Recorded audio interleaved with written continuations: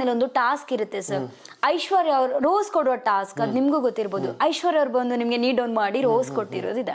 ಅದು ರಿಯಲ್ ಆಗಿ mini rose ಕೊಡ್ತಾ ಇದ್ರೆ ನೀವು ಎಕ್ಸೆಪ್ಟ್ ಮಾಡ್ತಾ ಇದ್ರಾ? ರಿಯಲ್ ಆಗಿ ಅಂದ್ರೆ ಅವ್ರು ಏನೋ ಒಂದು ಪ್ರಪೋಸ್ ಮಾಡಿ ಶಿಶಿರ್ ನಂಗೆ ನೀವಂದ್ರೆ ತುಂಬಾ ಇಷ್ಟ ಅಂತ ಹೇಳಿ ಕೊಡ್ತಿದ್ರೆ ಅವಳು ಬರಲ್ಲ, ಬಾಯಲ್ಲಿ ಬರಕ್ ಚಾನ್ಸೇ ಇಲ್ಲ ಆ ಮಾತು. ನಾನು ಅವಳನ್ನ ಹುಡುಗನ್ ತರನೇ ನೋಡ್ತಿದ್ದೆ ಮೇಡಮ್ ಮನೇಲಿ. ಅವಳಿಗೆ ನಾನು ಫಸ್ಟ್ ಹೇಳಿದ್ದು ಅದೇ, ನೀನು ಹುಡುಗಿ ತರ ನೋಡಕ್ ನನ್ಗೆ ಆಗದೇ ಇಲ್ಲ, ನೀನು ಹುಡುಗನ್ ತರನೇ ನೋಡೋದು, ನಮ್ಮ ಬಾಯ್ಸ್ ಗ್ರೂಪ್ಗೆ ನೀನು ಒಬ್ಳು ಆಡ್ ಆಗಿದ್ಯಾ ಅಂತಾನೆ ಅನ್ಕೊಂಡಿರೋದು ಅಂತಾನೆ ಹೇಳ್ತಾ ಇದ್ದಿದ್ದು. ತಾಟು ಬರಕ್ ಚಾನ್ಸ್ ಇಲ್ಲ ನಮ್ಮಿಬ್ರ ಮಧ್ಯೆ. ನಾನ್ ಹೇಳ್ತಾ ಇರೋದಲ್ಲ ಸರ್, ಜನರು ಹೇಳ್ತಾ ಇರೋದು ಏನು ಅಂತ ಹೇಳಿದ್ರೆ, ಬಿಗ್ ಬಾಸ್ ಮನೇಲಿ ನೀವು ಒಂಥರ ನಮ್ಗೆ ಕಪಲ್ಸ್ ತರ ಕಂಡಿದ್ದೀರಾ. ಅದೇ ರೀತಿ ಕೆಲವ್ರದ್ದು ಕಮೆಂಟ್ಸ್ ಇರ್ಬೋದು, ನಿಮ್ದು ಫ್ಯಾನ್ ಬೇಸು ಕೂಡ, ಫ್ಯಾನ್ಸ್ ಕೂಡ ಓಪನ್ ಆಗಿದೆ ಇನ್ಸ್ಟಾಗ್ರಾಮ್ ಅಲ್ಲಿ ಗ್ರೂಪ್ಸ್ ಎಲ್ಲ. ಸೊ ಅದ್ರಲ್ಲಿ ಹೇಳ್ತಿರೋದು ಶಿಶಿರ್ ಮತ್ತೆ ಐಶ್ವರ್ಯ ಪೇರ್ ಆದ್ರೆ ಚೆನ್ನಾಗಿರುತ್ತೆ, ಸಖತ್ತಾಗಿರುತ್ತೆ ಅಂತ. ಇದಕ್ಕೆ ಏನ್ ಹೇಳ್ತೀರಾ ಸರ್? ಇಲ್ಲ, ನಾವಿಬ್ರು ಫ್ರೆಂಡ್ಸ್ ಆಗಿ ಹೊರಗಡೆ ತುಂಬಾ ಕಡೆ ಕಾಣಿಸ್ಕೊತೀವಿ, ಅದಷ್ಟರಲ್ಲೇ ಇರುತ್ತೆ. ಮಂಜಣ್ಣ ಅವರು ರಾಜ ಆಗಿರ್ತಾರೆ, ರಜತ್ ಅವ್ರು ಬಂದ್ಮೇಲೆ ಒಂದ್ ಸ್ವಲ್ಪ ಮನೆ ವಾತಾವರಣನೇ ಚೇಂಜ್ ಆಯ್ತು ಅಂತ ಹೇಳ್ಬೋದು. ಕುಷ್ಠ ರಾಜ ಅಂತ ಹೇಳ್ತಾರೆ, ಎಲ್ಲರೂ ರೋಗಿಷ್ಠ ರಾಜ ಅಂತ ಹೇಳಿ. ಸೊ ನೀವೆಲ್ಲರೂ ನಗಡ್ಲಿಕ್ಕೆ ಶುರು ಮಾಡಿದ್ರೆ ಆ ಮೂಮೆಂಟ್ ಹೇಗಿತ್ತು ಸರ್? ಮಜಾ ಇತ್ತು ಮೇಡಮ್, ಆ ವಾರನೇ ಮಜಾ ಇತ್ತು ಸೀರಿಯಸ್ಲಿ. ಅಂಡ್ ರಜತ್ ಕಾಮಿಡಿ ಮಾಡ್ತಿದ್ದು, ಸಣ್ಣ ಸಣ್ಣ ವಿಚಾರದಲ್ಲಿ ನಗಿಸ್ತಾ ಇದ್ದಿದ್ದು ಮಜಾ ಇತ್ತು. ಅಂಡ್ ಮಂಜಣ್ಣ ಆ ಪಾತ್ರನ ಕ್ಯಾರಿ ಮಾಡಿದ್ದು ಸಕ್ಕ ಮಾಡಿದ್ರು. ಆ ವಾರ ತುಂಬಾ ಎಂಜಾಯ್ ಮಾಡಿದ್ವಿ. ಕುಷ್ಠರಾಜನ್ ತರನೇ ಸ್ವಲ್ಪ ಇದ್ರು ಅನ್ಸುತ್ತೆ, ಒಂದೇ ಕಡೆ ಕೂತ್ಕೊಂಡಿದ್ರು ಪಾಪ, ಆ ಬ್ಲಾಕ್ ಇದ್ದು ಡ್ರೆಸ್ ಹಾಕೊಂಡು. ಹೌದು, ನಾವು ಕೇಳಿದ್ವಿ, ಯಾಕೆ ಮಂಜಣ್ಣ ಬಟ್ಟೆ ಎಲ್ಲ ತೆಗೆದ್ಮೇಲೆ ರಾತ್ರಿ ಸಿಗ್ತಿದ್ರಲ್ಲ ಲೈಟ್ಸ್ ಆಫ್ ಮಾಡಿದ್ಮೇಲೆ, ಯಾಕೆ ಮಂಜಣ್ಣ ಒಂದೇ ಕಡೆ ಒಳ್ಳೆ ಬೆಶ್ ಹಿಡಿದ್ಕೊಂಡು ಕುತ್ಕೊಂಡ್ಬಿಡ್ತಿದ್ರಿ ಅಂತ. ಈ ಚಿನ್ನ ನನ್ನ ರಾಜ ಮಗ, ನನಗೆ ಒಂದಷ್ಟು ಕ್ಯಾರೆಕ್ಟರೈಸೇಷನ್ಸ್ ಹೇಳಿದ್ದಾರೆ, ನಾನು ಅದನ್ನ ಬಿಟ್ಬಿಟ್ಟು ನಿಮ್ಮ ಜೊತೆ ಓಡಾಡ್ಬಿಟ್ರೆ ಚೆನ್ನಾಗಿರಲ್ಲ ಅಲ್ವಾ, ಸರಿ ಓಡಾಡ್ಬಿಡಿ, ಬಂದ್ ಸಿಂಹಾಸನ ಮೇಲೆ ಕೂತ್ಕೊಳ್ಳಿ, ಅಲ್ಲಿ ಎಲ್ರು ಕಾಣಿಸ್ತಿರ್ತಾರೆ, ಮಗ ಪ್ರೀತಿಯಿಂದ ಮಾತಾಡ್ಸ್ಬೇಕು ಅನ್ಸುತ್ತೆ, ಅದಕ್ಕೆ ಯಾಕೆ ಬೇಕು ಅಂದ್ಬಿಟ್ಟು ರೂಮಲ್ಲಿ ಕೂತ್ಬಿಡ್ತಾ ಇದ್ದೆ. ಓಕೆ, ನಿಮ್ಗೆ ಇಷ್ಟ. ಓಕೆ, ಬಿಗ್ ಬಾಸ್ ಮನೆಯಲ್ಲಿ ನಿಮ್ಮ ಮತ್ತೆ ಐಶ್ವರ್ಯ ನಡುವೆ ಸರ್ ಲವ್ ಏನಾದ್ರು ಆಗಿತ್ತ? ಇಲ್ಲ ಮೇಡಮ್, ಇಷ್ಟೊತ್ತು ಬಾಯ್ ಬಿಡ್ಕೊಂಡಿಲ್ಲ ಮೇಡಮ್. ಅಲ್ಲ, ತುಂಬಾ ಜನಕ್ಕೆ ಇನ್ನೊಂದು ಕ್ವಶನ್ಸ್ ಇದೆ ಸರ್. ಏನಂತ ಹೇಳಿದ್ರೆ, ನೀವು ಫಸ್ಟ್ ಒಂದು 4 weeks ಅನ್ಸುತ್ತೆ ಇದು ಬೆಡ್ಶೀಟ್ ಎಲ್ಲ ಹೊದಿಸಿ ಅವಾಗ ಒಂದು ಆಕ್ಟ್ ಎಲ್ಲ ಮಾಡ್ಲಿಕ್ಕೆ ಶುರು ಮಾಡಿದ್ರಿ. ಆವಾಗದಿಂದ ಶಿಶಿರ್ ಅವ್ರಿಗೆ ಏನಾದ್ರು ಐಶ್ವರ್ಯ ಮೇಲೆ ಏನು ಇಲ್ಲ ಮೇಡಮ್. ಅದು ಮಂಜಣ್ಣ ಒಂದು ಸೀನ್ ಮಾಡೋಣ, ಸೀನ್ ಕ್ರಿಯೇಟ್ ಮಾಡೋಣ, ಒಂದು ಆಡ್ ಶೂಟ್ ಮಾಡೋಣ, ಬಾಲ್ಕನಿಯಲ್ಲಿ ಹೀರೋಯಿನ್ ಇರ್ತಾಳೆ, ಆಮೇಲೆ ಹೀರೋ ಬಂದ್ಬಿಟ್ಟು ಗುಡ್ ಮಾರ್ನಿಂಗ್ ಅಂತಾನೆ ಈ ತರದ್ ಮಾಡಿ ಅಂದ್ಬಿಟ್ಟು ಆಕ್ಷನ್ ಅಂದ್ರು, ಅದಷ್ಟೇ ಮಾಡಿದ್ ನಾವು. ಬೇರೆ ಏನು ಇಲ್ಲ, ಏನು ಇಲ್ಲ ಮೇಡಮ್, ನಿಜ ಏನು ಇಲ್ಲ. ಸೊ ಬಿಗ್ ಬಾಸ್ ಮನೆಯಿಂದ ಹೊರ ಬಂದ ತಕ್ಷಣ ನಿಮ್ಗೊಂದು ಶಾಕಿಂಗ್ ನ್ಯೂಸ್ ತರ ಸಿಕ್ಕಿರ್ಬೋದು. ಮೋಕ್ಷಿತಾ ಅವರ ಹಳೇದೊಂದು ಕೇಸ್ ಅದು ವೈರಲ್ ಆಗ್ತಾ ಇದೆ. ಸೊ ಕಿಡ್ನಾಪ್ ಮಾಡಿದ್ದಾರೆ, ಸಮಥಿಂಗ್ ಎಲ್ಸ್, ಅದು ನಿಮ್ಗೂ ಗೊತ್ತಿರ್ಬೋದು. ಏನ್ ಹೇಳ್ತೀರಾ ಸರ್ ಇದ್ರ ಬಗ್ಗೆ? ಮೇಡಮ್, ಇದು ತುಂಬಾ ಹಿಂದೆ ಯಾವಾಗಲೂ 2014 ಅಲ್ಲಿ ಆಗಿರುವಂತಹ ವಿಷಯ. ಸೊ 2014 ನಡೆದಿರುವಂತಹ ವಿಷಯ. ಅಂಡ್ ಅವ್ರಿಗೆ ಅದರಿಂದ ಕ್ಲೀನ್ ಚಿಟ್ ಸಿಕ್ತು ಅಂತಾನು ಕೇಳಿದೀನಿ. ಆಗಿದೆ, ರಿಲೀಫ್ ಆಗಿದೆ. ಹೌದು. ಸೊ ಕ್ಲೀನ್ ಚಿಟ್, ಒಂದು ಕೋರ್ಟ್ ನ್ಯಾಯಾಲಯ ಒಂದು ಕ್ಲೀನ್ ಚಿಟ್ ಕೊಡುತ್ತೆ ಅಂದ್ರೆ ಹೌದು, ತಪ್ಪಿಲ್ಲ ಅಂತಾನೆ ಕೊಟ್ಟಿರಕ್ ಸಾಧ್ಯ. ಸೊ ನನ್ಗೇನು ಅದ್ರ ಬಗ್ಗೆ ಇವಾಗ ಅದನ್ನ ಎಳೆದಿರೋದೇ ಆಕ್ಚುಲಿ ತಪ್ಪು, ಅದ್ರ ಬಗ್ಗೆ ಮಾತಾಡೋ ಅವಶ್ಯಕತೆನೇ ಇಲ್ಲ. ಅಂಡ್ ಮೋಕ್ಷಿತಾ ಇದನ್ನ ಬಂದು ಹೊರಗಡೆ ನೋಡಿದ್ರು ಅವಳಿಗೆ ಅದು ತುಂಬಾ ಮ್ಯಾಟರ್ ಆಗಲ್ಲ. Is very very self centered ಹುಡುಗಿ ಅವಳು. ಸೊ ಅವಶ್ಯಕತೆ ಇಲ್ಲ. ಸರ್, ಬಿಗ್ ಬಾಸ್ ಮನೆಗೆ ನೀವು ಹೋದ್ಮೇಲೆ ನಿಮ್ದು ಕೆಲವೊಂದು ವಿಷಯಗಳು, ಪರ್ಸನಲ್ ವಿಷಯಗಳು ಕೂಡ ಹೊರಗೆ ಬಂದಿದೆ. ಇದಕ್ಕೆ ಏನ್ ಹೇಳ್ತೀರಾ ಸರ್ ಜನರಿಗೆ? ಏನಿಲ್ಲ, ಕೆಲವೊಂದು ರೂಮರ್ಸ್ ಆಗಿ ಬಿಟ್ಬಿಟ್ರೆ ಒಳ್ಳೇದು. ಅಂಡ್ ನಾನು ನನ್ನ ಲೈಫ್ನ ಹೇಗೆ ಲೀಡ್ ಮಾಡ್ತಿದ್ದೀನಿ ಅಂತ ತುಂಬಾ ಟ್ರಾನ್ಸ್ಪರೆಂಟ್ ಆಗಿ ತೋರಿಸ್ಬಿಟ್ಟಿದ್ದೀನಿ ಬಿಗ್ ಬಾಸ್ ವೇದಿಕೆಗೆ ಹೋಗಿ. ಅದಷ್ಟೇ ನನ್ನ ಲೈಫು. ಅದೇನೇನು ಬಂದಿದೆಯೋ ನಾನು ಅದ್ರ ಬಗ್ಗೆ ನನ್ನ ಫ್ರೆಂಡ್ಸು ಹೇಳಲಿಲ್ಲ. ನಮ್ಮನು ಏನು ಈ ಥರದ್ದೇನೋ ಒಂದಷ್ಟು ಆಗಿತ್ತು ಕಣೋ, ಅದ್ರ ಬಗ್ಗೆ ಏನು ಮಾತಾಡೋದು ಬೇಡ, ಬಿಟ್ಬೋಣ, ಏನು ತಲೆ ಕೆಡಿಸ್ಕೊಳ್ಳೋ ಅವಶ್ಯಕತೆ ಇಲ್ಲ. ಆಮೇಲೆ ತುಂಬ ಚೆನ್ನಾಗಿ ಹೋಯ್ತು ಜರ್ನಿ ಅಂತಲೂ ಹೇಳಿದ್ರು. ಏನಾದರೂ ರೂಮರ್ಸ್ ಬಂದಿದ್ರೆ ಅದು ಬರೀ ರೂಮರ್ಸ್ ಅಷ್ಟೇ, ಅದನ್ನಷ್ಟೇ ಹೇಳಕ್ಕೆ ಇಷ್ಟಪಡ್ತೀನಿ. ಓಕೆ, ಚೈತ್ರ ಅವರು ಬಿಗ್ ಬಾಸ್ ಮನೇಲಿ ಎಲ್ಲೋ ಒಂದು ಕಡೆ ಫ್ರೆಂಡ್ಶಿಪ್ ಇಷ್ಟು ಚೆನ್ನಾಗಿದ್ರು ಕೂಡ ಬೆನ್ನಿಗೆ ಚೂರಿ ಹಾಕಿದ್ರು ಅಂತ ಅನ್ಸಿತಾ ನಿಮ್ಗೆ? ಮೋಸ್ಟ್ಲಿ ಆ ಜೋಡಿ ಟಾಸ್ಕ್ ವಾರದಲ್ಲೇ ಅನ್ಸುತ್ತೆ. ಯಾಕಂದ್ರೆ ನನಗೆ ಅರ್ಥ ಆಗ್ಲಿಲ್ಲ ಕನ್ಫೆಷನ್ ರೂಮ್ ಅಲ್ಲಿ ಅಂತ ಹೇಳಿದ್ಲು. ಕನ್ನಡದ ಬಗ್ಗೆ ಅಷ್ಟೆಲ್ಲ ಒಲವು ಇಟ್ಕೊಂಡಿರೋ ಅಂತ ಹುಡುಗಿ, ಅಚ್ಚ ಕನ್ನಡ ಮಾತಾಡ್ತಾರೆ ಹುಡುಗಿ, ಅವಳಿಗೆ ಕನ್ನಡ ಪದವೇ ಅರ್ಥ ಆಗ್ಲಿಲ್ವಾ ಅನ್ನೋ ಒಂದು ಕೋಪ ಇತ್ತು ನನಗೆ. ಇಲ್ಲ, ಅದು ನಾನು ಅಷ್ಟು ದಡ್ಡ ಅಲ್ಲ, ಅವಳಿಗೆ ಅರ್ಥ ಆಗಿಲ್ಲ ಅಂತ ಹೇಳಿದ್ರೆ ಅದನ್ನ ನಂಬೋಷ್ಟು ದಡ್ಡ ನಾನು ಆಗಿರ್ಲಿಲ್ಲ. ನನಗೆ ಇವತ್ತಿಗೂ ಸ್ಟ್ರಾಂಗ್ ಆಗಿ ಅನ್ಸುತ್ತೆ, ನನಗೆ ಇವತ್ತಿಗೂ ಕೈ ಹೋಗುತ್ತೆ, ಅದೊಂದು ಎಪಿಸೋಡ್ ಆದ್ರೂ ನೋಡೋಣ ಅಂತ ಕೈ ಹೋಗುತ್ತೆ, ಬಟ್ ನೋಡ್ತಿಲ್ಲ, ಬೇಡ. ಬಿಗ್ ಬಾಸ್ ಮನೆಯಲ್ಲಿ ತ್ರಿವಿಕ್ರಮ್ ಮತ್ತೆ ಭವ್ಯ ಅವರು ಏನೋ ಒಂದು ಸೇಫ್ ಆಗಿರುವಂತಹ ಗೇಮ್ ಆಡ್ತಾ ಇದ್ದಾರೆ ಅಂತ ಹೇಳಿ ಅನ್ಸಿದ್ಯಾ ನಿಮ್ಗೆ? ಇಲ್ಲ ಮೇಡಮ್, ಸೇಫ್ ಆಟ ಅಂತ ನನಗೆ ಅನ್ಸಲ್ಲ. ಫಾರ್ ಎಕ್ಸಾಂಪಲ್ ತ್ರಿವಿಕ್ರಮ್ ಅಂಡ್ ಭವ್ಯ ಇಬ್ರು ಟಾಸ್ಕ್ಸ್ ಅಂತ ಬಂದಾಗ ರಾಕ್ಷಸರ ತರ ಆಡ್ತಾರೆ, ಸಿಕ್ಕಾಪಟ್ಟೆ ಫಿಟ್ ಇದ್ದಾರೆ ಇಬ್ರು.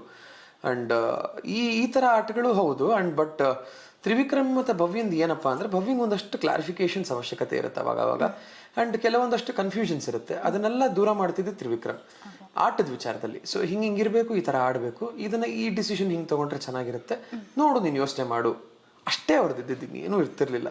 ಬಟ್ ಅದು ಬೇರೆ ತರ ಪೋಟ್ರೆ ಆಗ್ತದೆ. ನಮಗೂ ಅವರು ಕೂಡ ಒಂದು ಕಪಲ್ ತರನೇ ಪೋಟ್ರೆ ಆಗಿದ್ದಿದೆ ಸರಿ ಅನ್ಸುತ್ತೆ. ಬಟ್ ನಾವು 24 ಗಂಟೆ ಅದನ್ನ ನೋಡ್ತಿದ್ದಾಗ ನಮ್ಗೆಲ್ರಿಗೂ ಅವರಿಬ್ರು ಆ ತರ ಕಪಲ್ಸ್ ತರ ಬಿಹೇವ್ ಮಾಡ್ತಿದ್ರು ಅಂತ ನಮ್ಗೆ ಅನ್ಸಿಲ್ಲ ಮೇಡಮ್.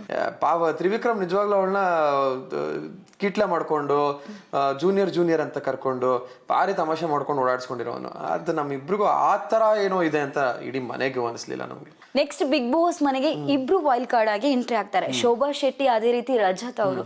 ಇವರು ಶೋಭಾ ಶೆಟ್ಟಿ ಅವರು ಬರುವಾಗಲೂ ಇಬ್ರು ಕೂಡ ವೈಲ್ಡ್ ಆಗಿ ಬಂದಿದ್ದಾರೆ. ಸೊ ಇವರ ಬಗ್ಗೆ ಏನ್ ಹೇಳ್ತೀರಾ ಸರ್?